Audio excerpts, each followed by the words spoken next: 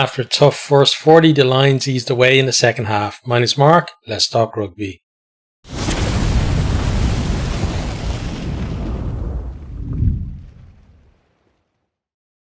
The Force really made this a game in the first half, but then second half, the quality of the Lions and also the impact from the bench, just too much of them, and the result was beyond doubt pretty early in that second half. But let's start with the first half. So Lions held onto the ball early on. Force very aggressive at the breakdown, looking, a couple of times almost turning the ball over as well. And actually got hands on the ball, a few times. I thought they might have been rewarded, but like as I said in commentary, not a single penalty at the breakdown for holding on. Referee Ben O'Keefe, interesting interpretation at the breakdown is something the Lions are definitely going to have to adapt to. But Lions, they're moving the ball quickly. Tomas Williams, a big part of that at 9. Russell then with a lovely cross kick to Sheehan, who's wide right into 22. He then kind of catches and passes to Lowe kind of in one movement. Lowe then tackled, but he offloads back to Sheehan, who, the captain on the night, gets over to open the scoring, converted by Russell for 7-0. Lions then don't deal with the restart, and the Force comes storming back. They work it into the 22, and they move it wide where Donaldson almost gets over. It's recycled, and then Nick White gets over to score. Donaldson converts, and we're tied up at 7 points all. Byrne then gets pinged at the breakdown, and it's straight in front, but the Force decide they're actually going to kick to the corner. We then have a great hit from Ringrose, and that halts the attack as the Force look to move it, but they did have penalty advantage, so they kick back into the corner. Lions then offside, and then they move it, and Lions get a warning for the number of penalties that they're giving away. Force back to the corner again. Joe McCarthy then steals the ball in the maul, and the Lions are able to clear, and decent defensive set from them there. And you're thinking at that stage, like, the Force could have taken that penalty to go ahead, and maybe they regretted it a little bit later because kind of stripped them of momentum, I feel. Even though they tried to come back with another attack, they weren't getting as close anymore. Then Pollock and Van der Fleer combining well, and then the young English back row straight through a gap, showing that pace that he has, and gets deep into 22, but really good awareness as well from him. That's what I really like. It's not just that he's making the breaks, he's looking around for the support. He offloads to Tomas Williams, who goes over to score. That's converted for 14.27.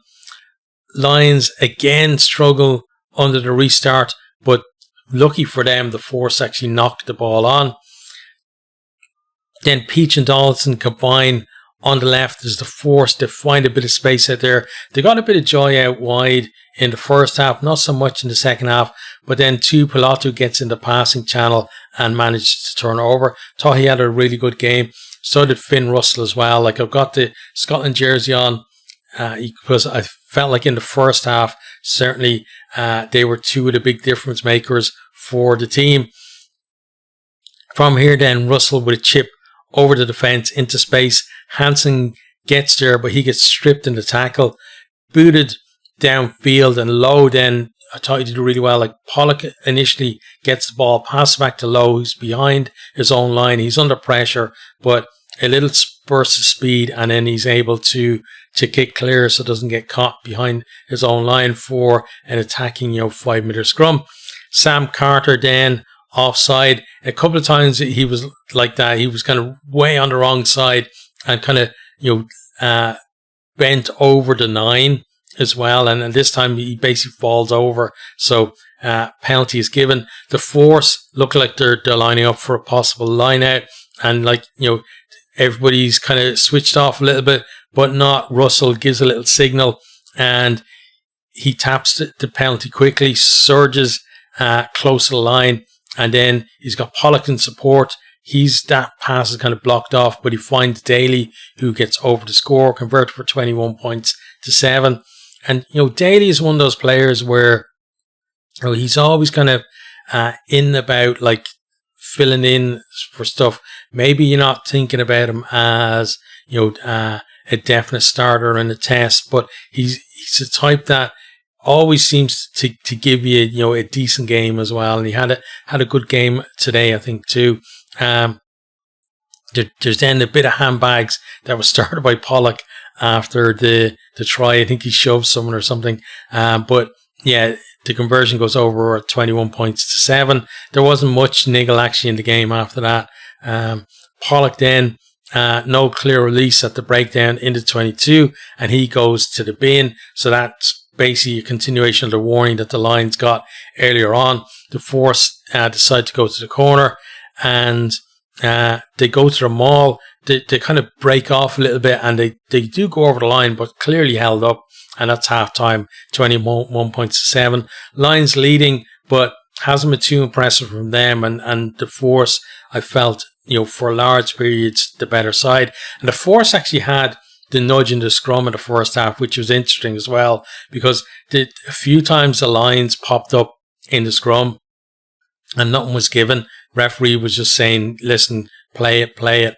And, I felt like maybe a different referee, they could have been rewarded for that as well. And then the second half, then the Lions got on top in the scrum, and they actually got penalties. So that was a little bit interesting. And the Force, I thought the defensive line out was very good as well, making it difficult for the Lions. Into the second half, then the Force, straight away, they steal a Lions line out, and then they get a penalty because they moved the ball, and then Nick White put an up and under up, and then Hansen was basically blocking Peach on the chase from getting to the ball, and they decide then they're going to kick up the line to get it to the edge of the 22, and you're thinking it's a good attacking opportunity to score, and there is actually a score following this line out, but it's actually for the Lions. So the Force move it off the line out, but then Carter knocks on, Lions dive on it. I think it might have been Cummings, not too sure on that. But then they get the ball to Hansen. He makes a half break. He then finds Lowe, and he breaks, gives it to Williams, back to Lowe. They're kind of moving, they're making their way up the touchline into the 22 now. And then Lowe gives a final pass back out to Williams again, who goes over in the corner to score. You can see that he's kind of feeling the back of his leg after he scored, and he's taken off. He's limping and taken off as a precaution after that. So fingers crossed he's okay, because I thought he was excellent in this game. And conversions missed were 26 points to 7. From here, then we have good hands from the Lions. Tuipulotu involved in there, gets Hansen into space on the right. And then he basketball passes it back inside for Gary Ringrose, who gets over to score on his first appearance for the Lions, convert for 33 points to 7. Then Pollock launches another Lions attack. Nice little chip and regather from him, again, using that pace and also just his awareness as well. I think like his game awareness is really good. If people are there like in support, he's definitely going to be a big kind of factor for the Lions, and you could see him with that kind of play, maybe forcing himself certainly into the 23 for the test, but maybe even into the starting team with how good he's been performing. But it's early days yet, and as always, the test team you think is going to be there at the start of the tour, completely different once they get to that, we get to the first test, and then completely different, or certainly different enough when you get to the final test as well. But then the Lions, they work it up to the line, and Van der Fleer, nice long pass from him, finds Joe McCarthy, who gets over to score. McCarthy, brilliant today as well, doing a lot of kind of grunt work, putting himself about, and getting some turnovers that were very few and far between for the Lions, but he was doing it kind of in the malls and stuff like that, and deserved player of the match for me. Converted then for 40 points to 7. Van der Fleer then breaks up the middle, and he looks to find Pollock into 22, but Donaldson does well to intercept. He then kicks beyond the cover, It looks like he might actually smoke them, but then Mac Hansen just busts his ass to get back and chase him down, beats him to the ball, and then shortly after then he kicks the ball back downfield and again busts his ass to get there to put pressure on and forces a knock on, and just all action from him. The Lions then, they win a penalty at that scrum, they kick it to the corner. Tuipulotu and Jones then combine as they attack off the line out, but Stewart did really well to scrag Jones and force a knock on. Good defense there from him. Lions though still applying a lot of pressure on the force right up to the line, and then Marcus Smith puts Daly over for his second, converted for 47 points to 7. Then right to the death, force, they're looking for that second score just to give all the fans that come out for this game something to cheer about from their side, because when you think about it, the force, they don't get huge crowds for their Super Rugby stuff, and this is a great chance for them to maybe win over new fans. Rugby Union in Australia, I've written for one of their websites previously, like about 10 years ago now, but I know that in terms of it hasn't really changed much, under massive pressure in terms of trying to win fans over. So, anything they can do to make a memorable night for the fans, trying to get that score at the end. But, it's Hansen actually intercepts it as they're trying to do that right in the final minute. And then he's involved again as Tuipulotu breaks and then finds him.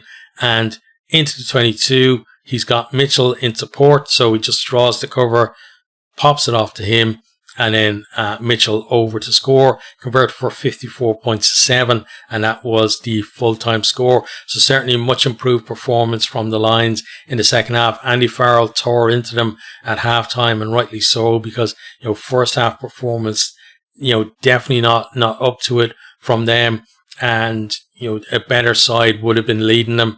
If that had been against Argentina, then Lions would have been in deep trouble even at half time.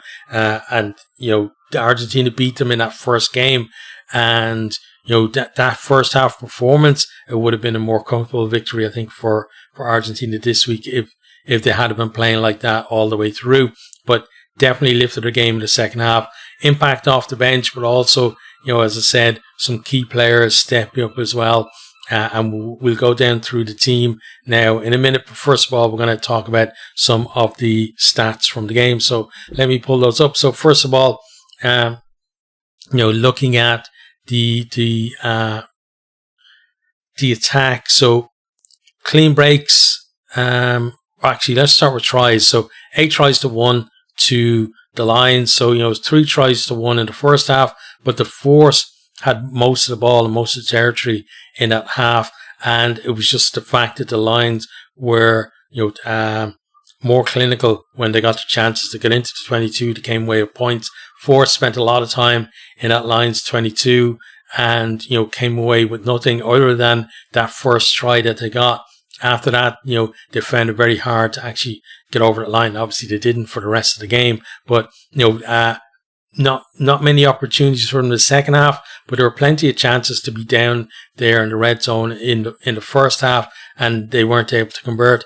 Then clean breaks, 12-8 in favor of the Lions, and defenders beaten. 28, I think, from the Force, and then 24 from the Lions. So it means, the Force basically more than 3-1 in terms of their conversion rate for that, and the Lions 1-2. So the Lions doing a much better job in terms of once they got in behind, actually turning it into a break. And I think it speaks, especially in the second half, to the Lions step up in defence, because the first half, the Force certainly were finding space and making ground, but second half, not so much, other than a few isolated pockets. Offloads then 7 for the Force, 23 for the Lions. Lions trying to keep that ball alive, trying to keep it moving. And the fact that, there wasn't much reward, or any reward really for competing at the breakdown, keeping that ball moving and avoiding kind of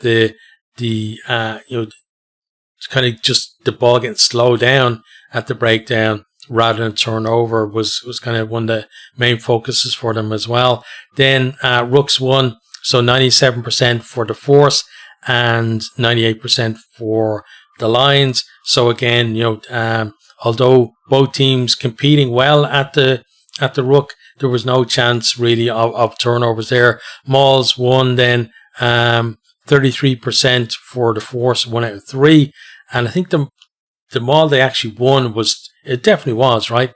The one where they got held over the line, I think.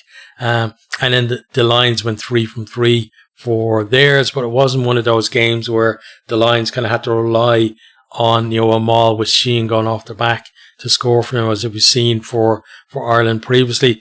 Then on to, let's take a look at kick pass run. So meters run 428 for the Force and 683 for the Lions. So the Lions, making basically 50% more meters than the Force with ball in hand. Then kicks from hand, 24 for the Force, 30 for the Lions. So again, that tie-in is almost always there. The team that actually moves the ball more and finds space and runs more also kicks more, because you've got to have that variety there, and you've got to get those shapes in the defense that you want to see as well. But in fairness, the Force, I thought their kicking strategy on overall in the first half was better, but then the Lions again, towards the end of the first half, and then definitely in the second half as well, looking to turn the Force with their own kicks behind, grubbers, chips over, lots of variation, going for long kicks. James Lowe at one point put in a banana kick in the first half that, was almost one of those kind of classic 50-22s that would have been replayed forever, but it just about bounced at the wrong side of the flag and ended up coming all the way back into his own half instead. Then passes, 216 for the Force and 180 for the Lions. Runs, 146 to 143, so fairly even on that. But again, when you look at kind of meters per run, like the Force at about 3 meters per run, and then the Lions, over 5, about 5.5 meters per run for them. So you can see kind of the impact they had on the carries. Next then, let's have a look at the possession stats. So overall, 55-45 in favor of the Force, but there was a fair swing in between halves. So first half, 59-41 in favor of the Force. Second half then was 50-50, and similar with territory, actually, an even bigger swing in territory. So overall was 51-49. And then, which is kind of weird, because when you look at the stats, you think it would be towards the Lions, because first half was 61-39 to the Force, and second half was 62-38 for the Lions. So the Lions, completely flipping it over and going 1% more in the second half, but still overall, the Force had the more territory. I guess maybe we played longer in the first half, which would kind of account for that. But yeah, the Lions again just upping their performance in the second half, really helping to turn that around. Onto then set piece. So scrums won, Force 10 out of 10 on their own ball. And again, I felt like they could have been rewarded in the first half, because the Lions definitely popped up on at least a couple of occasions.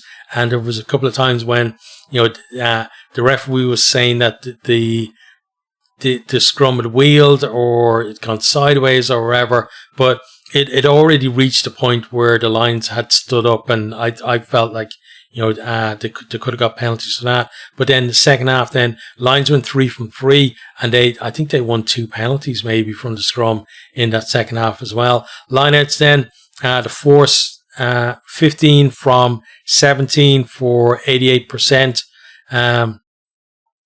decent performance from them. Whether it was their own line or the lines as well. The lines went 10 from 11, but some of those 10 were scrappy because the Force really were getting you up and competing well. Then onto defense, the Force making 132 tackles for 85%, and the Lions 164 also for 85%. So both teams pretty okay in terms of their tackle percentage. At test level, you're looking for somewhere around those mid 80s. So they're both bang on there. On to discipline then. That one yellow card for Pollock, it was only card given to the game, and then penalties conceded 7 for the Force and 9 for the Lions. The Lions only conceded 5 against Argentina, but I said after that game, I felt like they could have, I would have liked to see them actually giving way more penalties and being a bit more physical. Second half, they certainly brought the physicality in the game. I still feel like it needs to step up, a few notches to get them really ready for the test. But other than that kind of period where they got that warning, I didn't feel like they were under too much pressure in terms of giving away penalties. And again, a lot of it was down to interpretation. And I'm not criticizing the referee for that. That's up to the players and the coaches to adapt to that. That if the referee isn't going to award someone when they're on the ball and is looking for a clearer release than maybe players are used to, then you gotta telegraph that to the referee, make it absolutely clear, hands up in the air that you're off the ball or off the player as well, and then go in after the ball after that.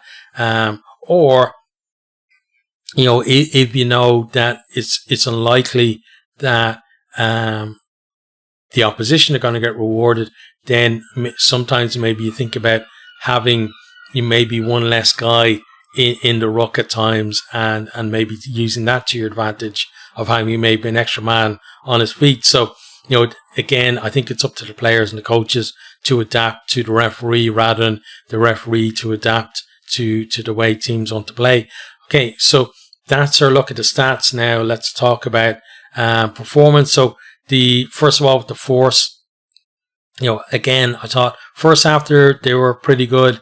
I thought, two players stood out for me, Nick White at 9 and Peach as well on the wing. I thought he was kind of the standout winger in the game. Even in the second half, making decent runs as well for them. But overall, they didn't have enough standout players, and you expect that because they're a club side playing against an amalgamation of test teams. So you wouldn't expect too many players to be standing out, especially when you look at the scoreline as well. But again, I thought they were definitely the better team in the first half. Second half, not so much. The Lions really did step up in that second half. But yeah, I credit to the Force for their effort in the first half. Especially the way they responded to the first try, and then the way that they varied their kickoffs and really kept the Lions guessing as well, I thought was very good too. So, overall, I think in terms of being the first team, on the Australian part of the tour, first up, you're always expecting that the Lions are going to win, and in the end comfortably, which they did.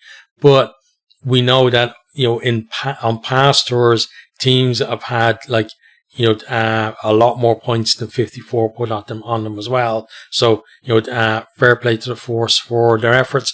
On to the Lions then. What I'm going to do is going to go down through the teams first of all, and then we can kind of talk about overall performance. So first of all, Elliot Daly at fullback, 2 tries from him. Again, he's one of those players where maybe you're not thinking too much about him being a starter in a test, but he's one of those players, if he has to be in there, I don't think he's going to let the side down, and he's one of those players. I really like him as a player because he does get criticism at times when he's playing for England, but his awareness in terms of supporting other players and that kind of thing, I think is really good. And that's where his 2 tries came from, really, was being in there in support of, players, noticing, when breaks are going to happen, maybe gambling on the fact that somebody's going to break.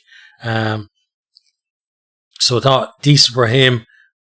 Is it going to be the Test starting full back? Well, everyone's money is on Blair Kinghorn, so probably not. But again, if he has to be in the team, he's not going to let you down, and that's the type of thing that could probably get him on the bench for at least a couple of the tests. Mac Hansen then on the wing, probably definitely an outsider with Van der Merwe in the squad, but I thought he was very good. 2 try assists, I think, in this game. Very lively, brilliant work rate, coming off his wing as well, looking for work. So decent performance from him. Gary Ringrose then, very aggressive in defence, put in some really big hits in the game and got his try as well. So, in terms of Lions debuts, I thought he did fairly well and looked very good as well with Tuipulotu. They're a nice combination there. Obviously, Tuipulotu has more of an understanding with Jones, but you could definitely see, this combination of Tuipulotu and Ringrose working better than Naki and Tuipulotu. So that's going to be interesting to see whether they're going to invest in maybe seeing if they can develop that partnership a little bit more, or if they'll go with the kind of the tried and trusted Russell, Tuipulotu, Jones axis as well in midfield. But yeah, I thought he was decent there. Tuipulotu, impressive. He's not long back from injury as well. We got to remember that too. But yeah, like you look at his stats and there's nothing really showing up on them. But the guy was involved in a lot of the breaks, either and scores as well, either making the break himself or good hands putting someone through a gap as well. So definitely a very good performance from him. James Lowe then certainly stepped up this week, I felt, in terms of his performance as well. 2 assists from him for tries. 2 didn't get over himself, but he's very creative as well as a winger. And yeah, I thought he was fairly decent. Would have liked to see a bit more of him in the air as well. Winning balls and stuff. I think he did it on a couple of occasions, but yeah, maybe that's a bit of a work on. Then Finn Russell at 10. Finn Smith, I like him as a player. I think, he's very good, but I think Russell was definitely a difference maker today. Try assist from him, obviously, that quick thinking to get that first try for Daly. Well, the Daly's first try, should I say. Obviously, the first try we're seeing. But, I thought overall good awareness in terms of, when things are on and that kind of thing. And, not taking too many risks, but at the same time, not being afraid to kind of push it a little bit. But we weren't seeing, Russell went through kind of a period where, people would almost know that if there was a risky pass, wide pass on, it'd be on, he'd go for it. And, they kind of queue up to kind of intercept and score down the other end. Not saying that you won't do that, but I think his awareness of when to do it and when not, is much better. You can see he's kind of matured as a 10 over the last few years. Still, like, no 10 is immune from throwing intercepts, but I think it'll be a decent, a really good read that will lead to that, rather than kind of just people assuming he's going to do it. So very good from him, and for me, definitely still in the box seat for starting 10 for the Test. Tomas Williams then, or is it Thomas Williams? Like in Ireland, we'd say we pronounce the name as Tomas anyway. But got a couple of tries. I thought in terms of his service, like very snappy, especially in that first half, keeping the lines moving around the field, and the build up to the first try as well. Talked about how the force almost turned him over a couple of times, but he got that ball away and made sure that they kind of kept things going. So overall, impressed with him, and he's a nine that, again, he's one of those ones where you wouldn't complain if he was picked as a starting nine for the test, because he's good enough to be there. Whether he's going to get picked for that or not is another thing. And hopefully, fingers crossed, it's only kind of a precaution that he came on, a bit of a niggle came off for, and not something too much more than that.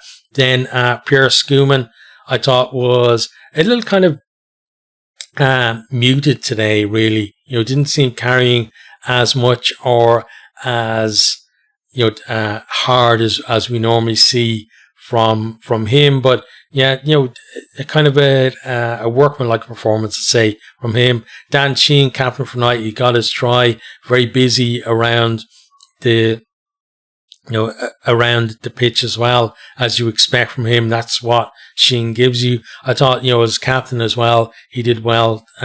So overall, a very good performance from him. Tyke Furlong, again, kind of like Schumann, a quiet workman-like performance. No real standout moments from him. And given that he's been injured for so long, I think, for the Lions, they just want him to see, can he get through a number of games without picking up an injury? Because if he can, I think he's going to be the starting tight head. But for me, if even in the warm-ups he has like some kind of niggle or whatever, then it's come off for, I wouldn't kind of risk him, as the starting tight head, or certainly put all my eggs in that basket for the three tests. Then Cummings, he's a player I really like, but I felt he kind of a bit quiet in the second row there, and obviously got outshone by Joe McCarthy, who won the player of the match. And one of those players where he's you're thinking at the moment he's not going to be in the 23 for the tests, because when you look at kind of the other players available there, certainly you wouldn't have him in the starting second row or back row for the tests. But he's someone again who could maybe force his way onto the bench, and with injuries and form and whatever, again, in a couple of weeks' time, coming up to the first test, we may be talking about him in a different light. But for now, yeah, kind of a bit muted in this one. Joe McCarthy then, all action, very good defensively. He was getting turnovers, whereas very difficult for the Lions to turn the ball over, and he got himself a try as well. So, I saw overall, very good performance from him. Tyke Byrne, a bit frustrated, at the breakdown. He went after balls a few times, gave away penalties. Again, got to adapt to the interpretation of the referee, but otherwise, defensively good, carried well, and decent option in the line out too. So I thought he was decent, but I think all the back row spots are kind of up for grabs at this stage. Josh Van der Fleer then, at 7. I thought in the second half kind of came into it a bit more. First half a little bit muted, but second half things kind of opened up. You could see he's looking for the space. I think he got a try assist as well. He did, because he assisted Joe McCarthy's try. But again, kind of like a few others, just overall kind of workmanlike. I felt not real standout there from him. And then Henry Pollock, good and bad from him, but certainly I think more good than we saw against Argentina. Some really good carries. He started assisted a try for Williams, and with a brilliant break and carry, and then his chip over regather as well was very good too. And he's someone who you could definitely, even at a young age, you could definitely see him in that back row as a starter in the test, or if not, certainly on the bench as an impact player. And he's someone who's definitely putting his hand up for something like that to be into 23. Then off the bench, then Kelleher, solid enough off the bench, but coming on after Sheehan, it's always a tough act to follow, but I felt he was fairly good. Then Porter, decent off the bench, thought good around the park, and himself, Will Stewart as well, come on there too. And I thought in the scrum, they start putting massive pressure on the Western Force, and they were winning those penalties. So I think, it's comparing them to the starting props, they had better impact off the bench. Then Ollie Chesham, someone who may be looking to impress as he came off the bench there and really put himself about. And, I think definitely gave away one penalty and maybe tried a little too hard. And not much reward in terms of that. But again, someone who's going to get more time on the tour, and we're going to have a better look at him then. Jack Conan, kind of similar, honestly, from him. There were a couple of times where, he had the potential, if he caught a pass or whatever, to make a barnstorming run. So another one who we need to have a look at again in the tour.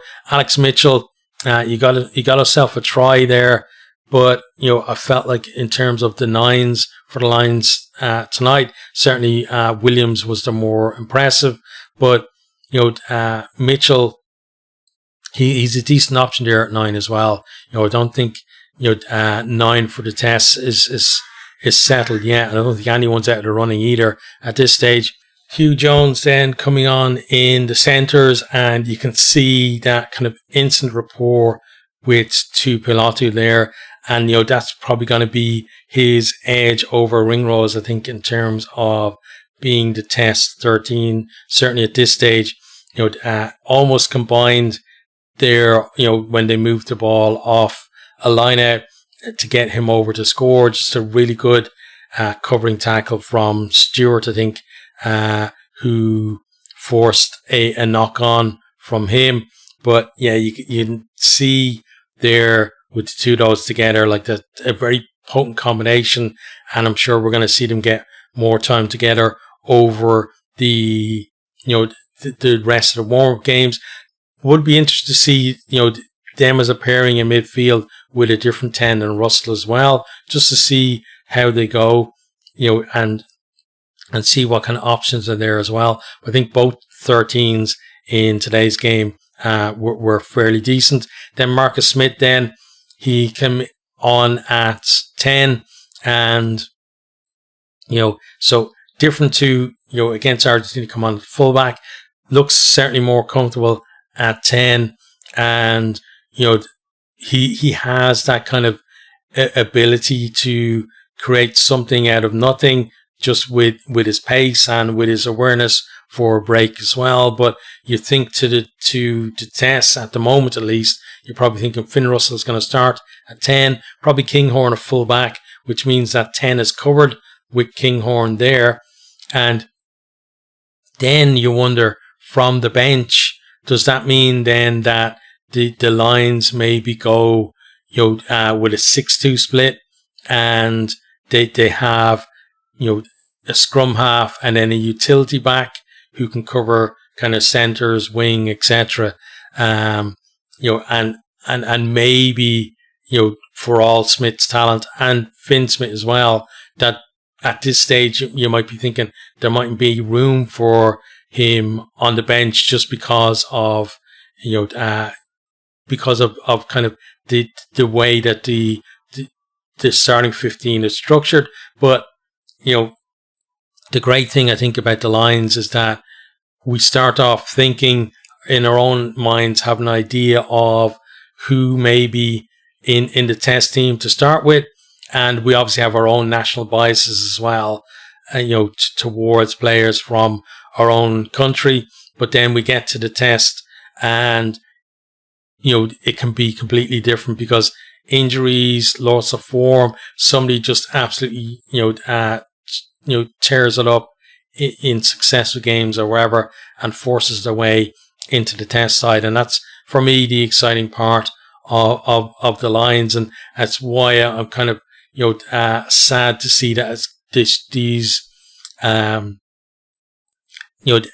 tours are getting shorter and shorter, because there's less chance really for people to come from complete almost outsiders to be into 23 to starters in vital tests as well. But it's performance wise, it's an okay performance from the Lions.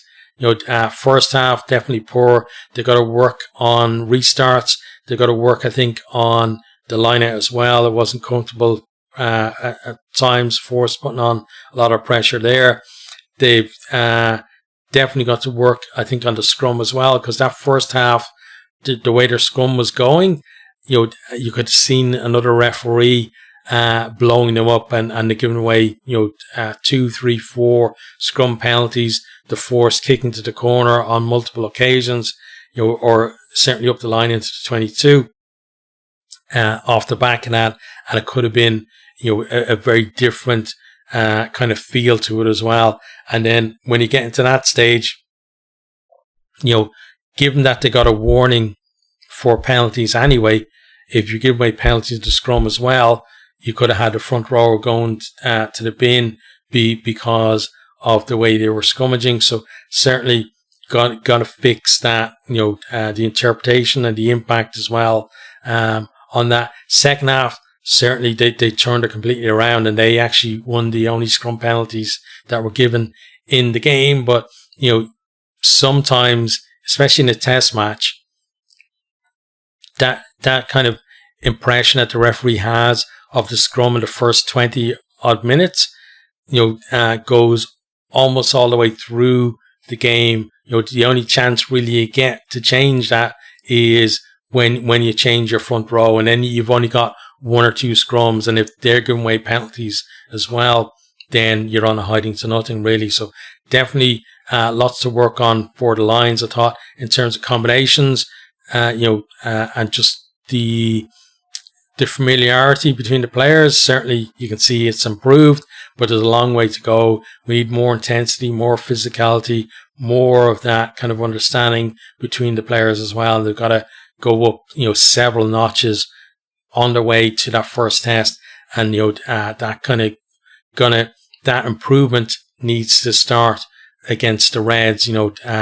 Reds are the kind of side that very dangerous, love to attack from anywhere, and the Lions aren't switched on. They could definitely find themselves chasing a bit of a lead in that one as well. So that's going to be an interesting game. We will have a review of that. Of course, it will be later in the day, because I'm going to be working that morning. The game's on, so I have to watch it later. So sometime in the evening, probably definitely the night time, we're going to have the review of that for you, and then we'll have reviews all the way through to the final test as well. So it's been an okay start for the Lions down in Australia, but as I said, plenty of improvement to go.